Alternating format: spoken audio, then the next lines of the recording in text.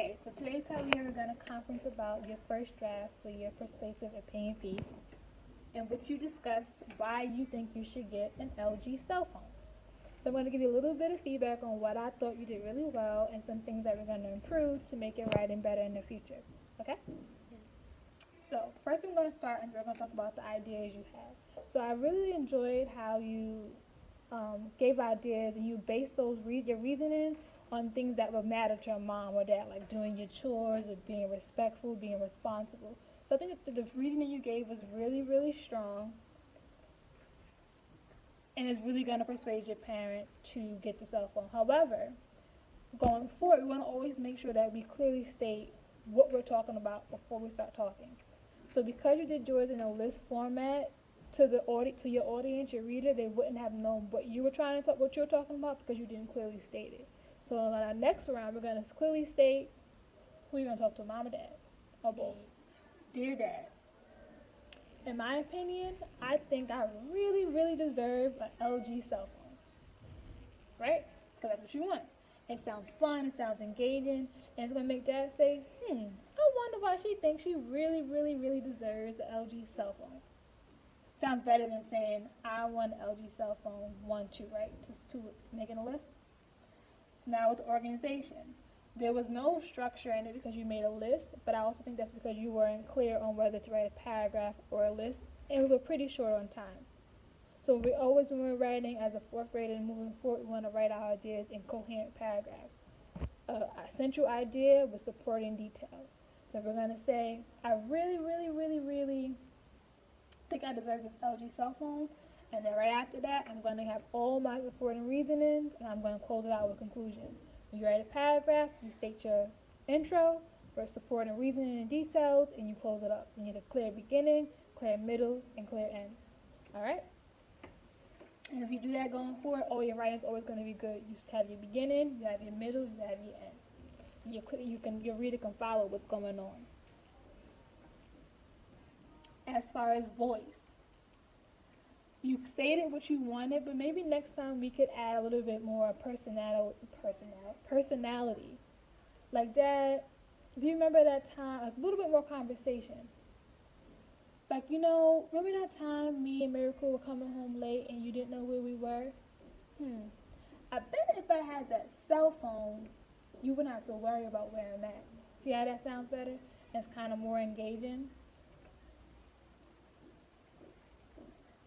And as far as the sentence fluency, you vary between using questions and statements, but we want to try and use shorter sentences that are not so run on. So you have, I do dishes and I get good grades in school. I try my best. I do my best every time and every day. So that sentence is a little bit fragmented because it's talking about a lot of different things at one time. When we go back into it, we can figure out how could I clearly express my thought without saying too much at one time. How could I express my thought clearly and fully? We can do that by making sure our sentences are complete sentences. And when we did the adding details and talked about having the expression, the action, the feeling, we want to go back and always make sure that our sentences have all the details we need for our readers. We want to paint the clearest picture and they're not wondering about anything else. So it's always important to have that nice sentence fluency. Make sure you read it aloud. Did I take too many breaths? Did I use too many ends? Should I add any extra periods? So when you read it aloud, it helps you really figure out your sentence rhythm, your sentence flow, okay? So you tell me how this sounds when I read it out loud. I do the dish, I get good grades in school, I try my best, and I do my best every time and every day. That sound like a lot at one time? Think it sounds good? So you want to always break that up. So I do the dishes and I could get grades, maybe, period, pause. In school, I try my best, period, pause. I do my best every time and every day. See how that could be 3 sentences, 3 separate ideas? As far as the conventions of your writing, we want to work on making sure we start each sentence with what? D. Each sentence starts with a capital Letter. Capital letter. We want to make sure that we proofread before we turn anything in. Did I start each sentence with a capital letter? All my sentences ended with a period, exclamation point, comma, whatever I needed. Is my punctuation correct? Spelling, not to worry about because everyone's not the best speller, but did I sound it out the best? Is this spelt the way I think it sounds? So you did a pretty decent job on spelling. You only had one spelling error and everything else was spelled correctly. And the one that you did spell incorrectly, you used the best sound that matched it. So when we going forward, we're going to work on making sure that we have a complete and clear introduction, complete thought for our introduction. It's engaging, that we have supporting details to support that introduction, and we close it all out to make sure that our reader understands what we wanted, why we want it, and it's all to put together. Okay? We want our sentences to be strong and with details, strong details, and not just dry statements such as "I get good grades." Why is what you're saying important to your introduction? How does it connect to your main idea? All right? So that's what we're going to work on for our next draft. So your score is based on using this rubric, and you can get anywhere from beginning to a exemplary. For idea, I gave you a developing. I think the ideas were close to supporting your details, but they weren't as strong as they could be, and we're going to work on moving that to proficient.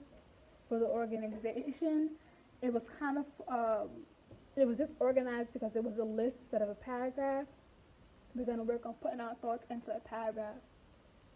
As far as the voice, you asked a few questions. You used a question mark, but you didn't ask the question. We're going to work on adding that voice, and like we talked about, making Dad remember why you think you should get what you want.